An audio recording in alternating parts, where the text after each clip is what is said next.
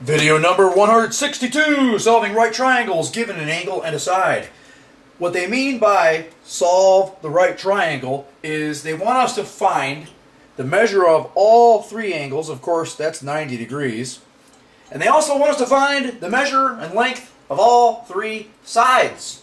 Now, what's neat about using trigonometry here is that it allows us to outgrow the Pythagorean theorem.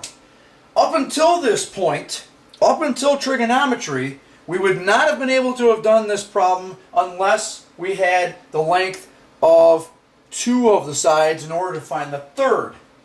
But because trigonometry allows us to discuss the relationship between the sides and the angles, we can then use trigonometry to do this.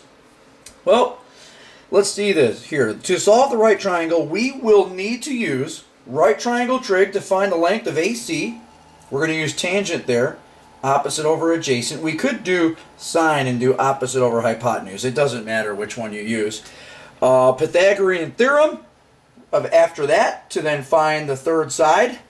And then we can find angle B by subtracting from 90 degrees. It'll be that simple. Let's take a look at the first part. To find AC, let's use tangent. Tangent 24.65. Now I changed this to 24.65 because 39 over 60 is 0.65. Then we're going to go ahead and put a 1 here, cross multiply, and bam! We're going to get 32.6874 feet. So, this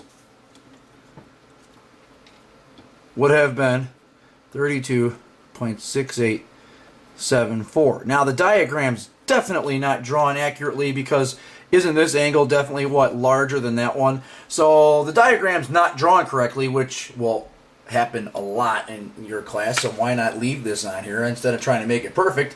Just show you guys sometimes the bumps in the road. Because obviously this side would be across from the larger angle since this side's larger than 15.